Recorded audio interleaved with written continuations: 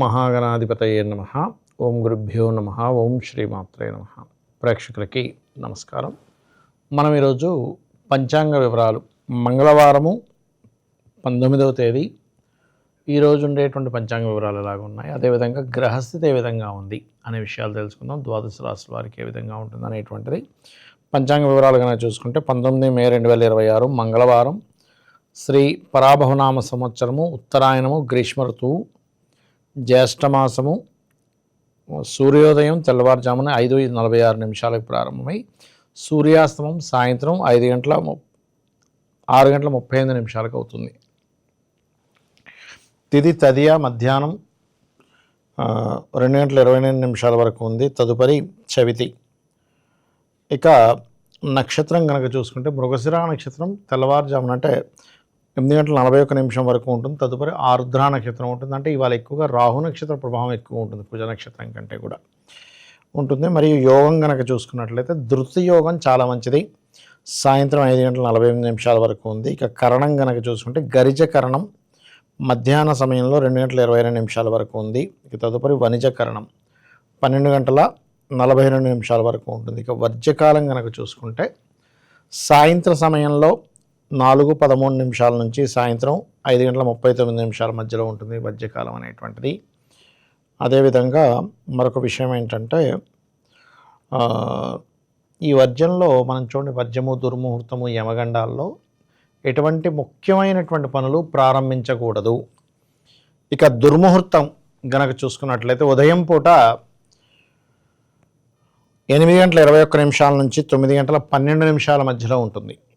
అలాగే రాత్రి సమయంలో 11:05 నుంచి మరలా 11:50 మధ్యలో దుర్ముహూర్తం ఉంది.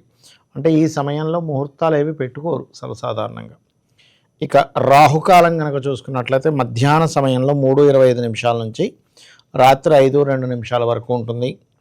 మరియు యమగండం కనుక చూసుకున్నట్లయితే ఉదయం 8:59 నుంచి 10:36 వరకు ఉంటుంది. ఇక గుళిక కాలం మధ్యాహ్నం 12:12 నుంచి 1:49 మధ్యలో గుళిక కాలం ఉంది. ఇక బ్రహ్మ ముహూర్తం కనుక చూసుకున్నట్లయితే తెల్లవారుజామున 4:10 నుంచి 4:58 మధ్యలో. ఈ బ్రహ్మ ముహూర్తాన్ని దీన్నే చాలామంది ఏంటంటే మెడిటేషన్ కోసమని చాలా గొప్ప సమయం అంటూ ఉంటారు. అంటే ఏంటంటే మేనిఫెస్ట్ చేసుకోవడము, మెడిటేషను, మీరు ఏదైనా ఒక మంత్ర సాధన చేసేటప్పుడు ఆ మంత్రం తొందరగా ఫలిస్తుంది బ్రహ్మ ముహూర్తంలో చేసేటువంటిది. అదేవిధంగా అమృత గడియలు 9:13 నుంచి 10:39 సమయంలో రాత్రిపూట ఉన్నాయి. పగలపూట కాదు, రాత్రిపూట ఉంది, రాత్రి. అదేవిధంగా అభిజిత్ ముహూర్తం కనుక చూసుకుంటే ఉదయం పూట 11:46 నుంచి 12:38 మధ్యలో ఉంది అభిజిత్ ముహూర్తము.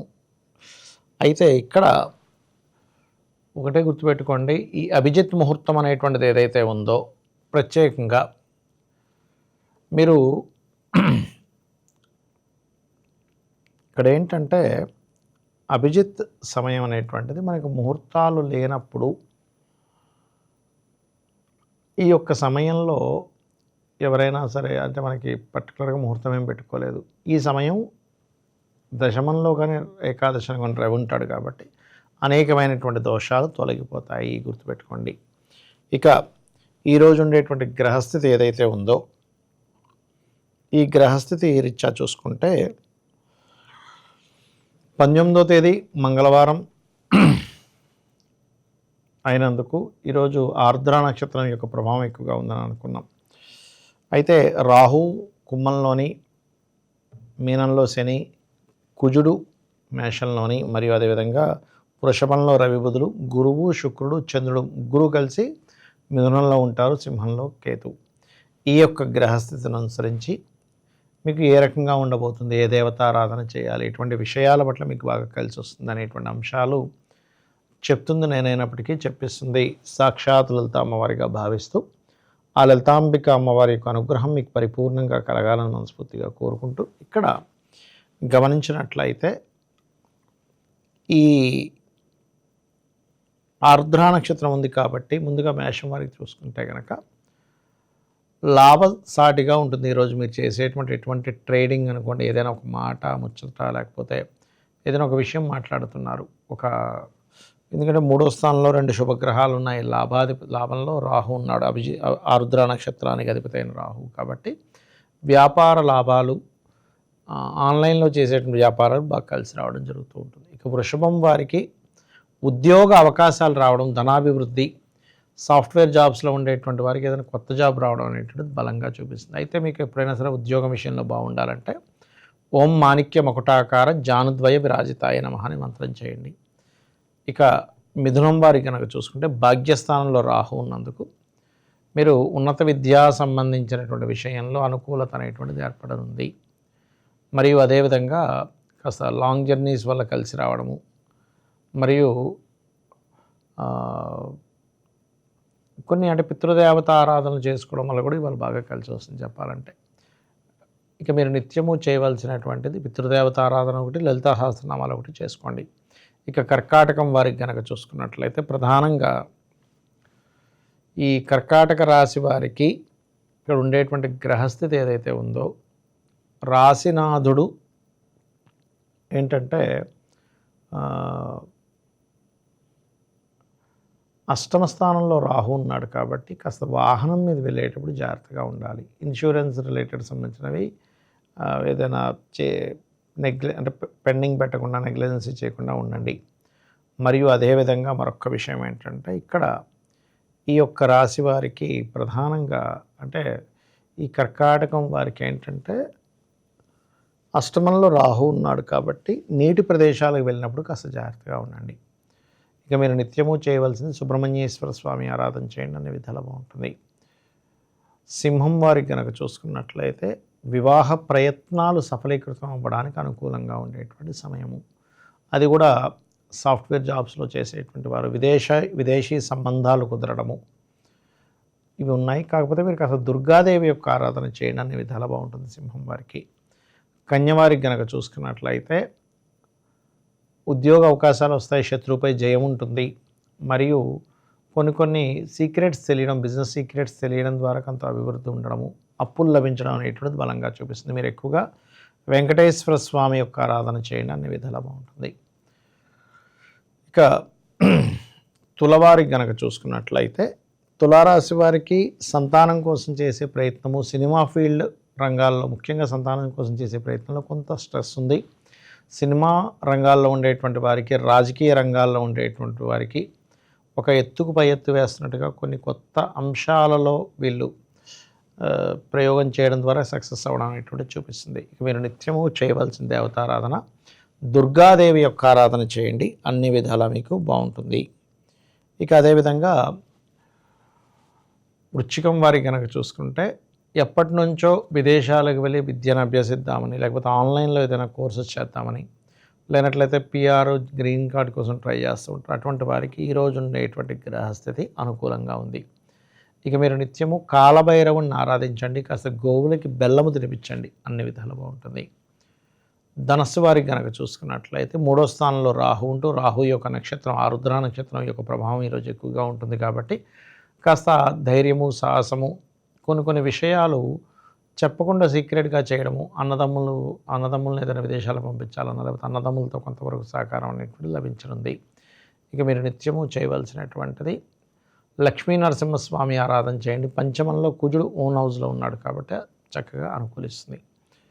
మకరం వారికి కనుక చూసుకుంటే ఆన్లైన్ ద్వారా, లేకపోతే ఏదైనా ఒక సినిమా ఫీల్డు, క్రియేటివ్ ఫీల్డ్స్, ఈ డయాగ్నోటిక్ సెంటర్స్ ఉంటాయి, వీటి మూలంగా ధనయోగము సహజంగా ఏంటంటే కొంచెం ధనపరమైనటువంటి విషయంలో అభివృద్ధి అయితే ఖచ్చితంగా ఉంటుంది, అందులో ఎటువంటి సందేహం లేదు. ఇక మీరు నిత్యము చేయవలసింది లలితా అమ్మవారి యొక్క ఆరాధన, సూర్య నమస్కారాలు ఎక్కువగా చేయండి, అనే విధాలు బాగుంటుంది. ఇక కుంభం వారికి కనుక చూసుకుంటే రాహు రాశిలో సంచరిస్తున్నాడు. కొంచెం ఎప్పుడైనా రాహు యొక్క నక్షత్రం వస్తూ రాహు రాశిలో సంచరించేటప్పుడు అయితే ఈ చంద్రుడు శుభగ్రహాలతో ఉన్నాడు, శుభగ్రహాల యొక్క దృష్టి కూడా కుంభం మీద ఉంది. దీనివల్ల ఏంటంటే కొంచెం వీళ్ళకి తెలియని చూడండి, ఒక్కోసారి ఏదో ఆత్మలు అంటూ ఉంటాం, బ్లాక్ మ్యాజిక్ అంటూ ఉంటాం, ఏదో గాలి ధూళి సోకింది అంటూ ఉంటాం, ఇటువంటివి ఎక్కువగా వీళ్ళని ఇబ్బంది పెడుతూ ఉంటాయి. అయితే వీరు నిత్యము దక్షిణామూర్తి ఆరాధన లేదా దత్తాత్రేయుడి యొక్క పారాయణం చేసినట్లయితే ఇటువంటివి ఏవి కూడా ఇబ్బంది రాదు, సంతాన అభివృద్ధి ఉంది, అందులో ఎటువంటి సందేహం లేదు. ఇక మీనము వారికి కనుక చూసుకుంటే ఏలినాటి శని నడుస్తుంది. ఈరోజు రాహు యొక్క నక్షత్రం ఉంది. రాహు 12లో ఉన్నాడు, విదేశీ స్థానంలో ఉన్నాడు, ఖర్చుల స్థానంలో ఉన్నాడు, ఇన్వెస్ట్మెంట్ స్థానంలో ఉన్నాడు. కాబట్టి విదేశీ యోగం కలగడం అనేటువంటిది బలంగా ఉంది. ఇక కొంచెం ఎక్కువ అధిక ఖర్చులు అయ్యేటువంటి యోగం ఎక్కువగా ఉంది. అయితే లోకల్గా కాకుండా బయట నుంచి ఏదైనా ప్రయత్నం చేసేటువంటి వారికి అనుకూలంగా ఉంటుంది. మరియు తండ్రి గారి ఆస్తి విషయంలో కూడా కొన్ని పాజిటివ్ ఫలితాలు అనేటువంటివి వీరు ఖచ్చితంగా చూసి తీరుతారు. అందులో ఎటువంటి సందేహం కానీ సంకోచం కానీ లేదు. ఇక వీళ్ళు చేయవలసిన దేవతారాధన రాజరాజేశ్వరి అమ్మవారి యొక్క ఆరాధన, మరియు ఎక్కువగా నిత్య జీవిత స్థానంలో కేతు ఉన్నాడు కాబట్టి గోవులకి గోశాలకు వెళ్ళి గ్రాసం తినిపించండి. గణపతిని గరికతో అర్చించండి, ఖచ్చితంగా ఆటంకాలు తొలగుతాయి. అయితే ఇప్పుడు ఉండేటువంటి దేశకాల పరిస్థితుల్లో యుద్ధ సంబంధించినవి, బంగారం రేట్లు విపరీతంగా పెరగడము, కొంచెం నీటి ద్వారా వచ్చే వైరస్లు ఉన్నాయి కాబట్టి కాస్త అందరూ జాగ్రత్తగా ఉండండి. అయితే ఈ యొక్క విషయంలో ఇబ్బంది తగ్గాలి అంటే కనుక మీరు చేయవలసింది ఏమిటంటే, ప్రధానంగా ఇక్కడ మీరు చండీ వినడం, చండీ పారాయణం చేయడము, ఇంట్లో కొంతమందికి చేయడం రాక వింటూ ఉంటారు, విన్నా మంచిదే, పారాయణం చేసినా మంచిదే, లేదా పురోహితులను పిలిపించుకొని చేయించుకున్నా మంచిదే, సామూహికంగా ఆలయాల్లో చేయించుకున్నా మంచిది. ఇవేమీ మాకు కుదరవు అనుకునేటువంటి వారు మీరు ఒకవేళ మమ్మల్ని సంప్రదించినట్లయితే అష్టాదశ శక్తి పీఠాల్లోని చండీ హోమం జరుగుతుంది కాబట్టి వాటిలో మీరు పార్టిసిపేట్ అవ్వవచ్చు. ఇది ఇవాళటి పంచాంగ వివరాలు మరియు ద్వాదశ రాశుల వారికి ఎలా ఉంటుందనేటువంటి అంశము.